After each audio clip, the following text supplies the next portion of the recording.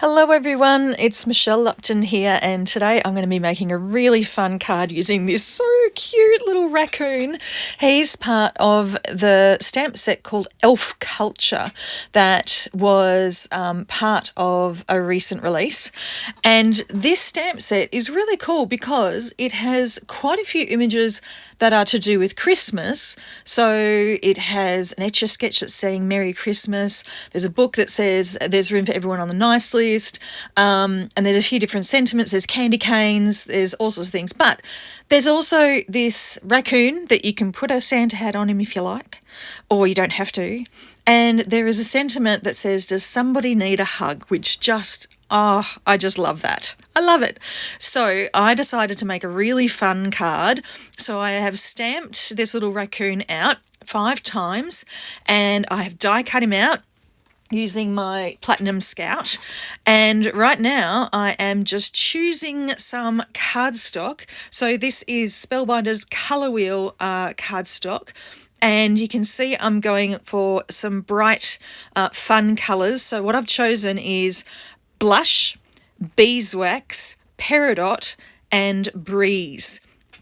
And what I've done is I've just cut them to a certain width and I've stacked them all up, and now I'm cutting some chunks out of them. Now I'm not really worrying exactly about how big these chunks are. I made sure that they were around about the right width to sort of span the panel that I'm going to be putting on the card, but then I wanted them sort of all different sort of widths to go up and down this card. I didn't want them to all be uniform. And I'm just going to be sticking them on here. Pretty much, I'm just mixing up the colours so that I don't have 2 blocks the same colour next to each other. Some of them I'm lining up horizontally, some of them I'm lining up vertically, just to get an interesting pattern. And it kind of turned out, I don't know, a little bit retro, a little bit mod, I think. But yeah, I just thought it was fun. That's what I was going for, and that's what I got. So you can see I've started with a white panel underneath that I'm adhering all of these to. And that panel is the size of a card front, so 4 1/4 by 5 1/2. But I knew I was going to cut this down to be less than the size of a card front, because I really quite often like to have a white border around my card front panels. And with this one, I knew I wanted at least a little bit of white space because I was going to colour in these little raccoons. The background is all just blocks of colour. I needed there to be a little bit of white there. So you can see there I've got my card. Now I'm just pulling out, I've only got 3 Copic markers, and I'll show you the colours that I actually used in a minute. And I just did some really, really quick Copic colouring of these raccoons. Right now I'm just colouring in their bellies, but then I'm going to zoom in just a tick so that you can see the rest of the colouring. It didn't really take that long, but I'll just show you one of them so you're not too bored. Okay, so I'm starting with the darkest colour and I'm going around the edges where I think he would be sort of darkest, and underneath his chin, around the edges of his face. Then I went in to colour up his nose or his muzzle, added the sort of paler colour all over where I haven't already coloured, but then I wanted to do a bit of shading because that distinction between the dark colour and the mid colour looked just a little bit stark. So I'm adding just a few little bits here with a few flicks just to get a little bit more of a blend, and then I'm going to be going over with the mid colour again.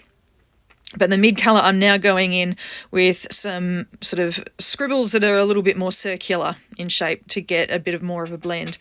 And just like magic, they're all done. So they're the 3 colours that I used. And now I'm going to start assembling my card. Now, I actually cut out, I kid you not, I cut out 5 minutes of me doing this, arranging these poor little raccoons on their heads, on their sides, sticking off for the side of the card, sticking off the top of the card. Honestly, I am just so indecisive. It takes me ages to decide on things like this, but I did know I wanted to put this sentiment. And when I came to this sentiment, I originally thought I'm just going to stamp it in black, and I know it's not going to stamp perfectly because I've got all these bits of cardstock, and we're going to have junctions between cardstock where it stamps. I just thought that's not a problem. I'll just go in with a really, really fine tip black marker so that where it doesn't stamp properly, I'll just fill in the gaps. And then a miracle happened because the way these words are lined up just went across the gaps in the paper perfectly. So it stamped perfectly. So you can see that the a hug is on one piece, the does somebody is on another piece, and the need is on a third piece. And none of them actually went over the gap. So I don't know how that happened. It was just very, very strange. Anyway, now I'm coming to putting these raccoons down. So with 4 of them, so the ones at the top and the ones at the bottom, I used liquid adhesive.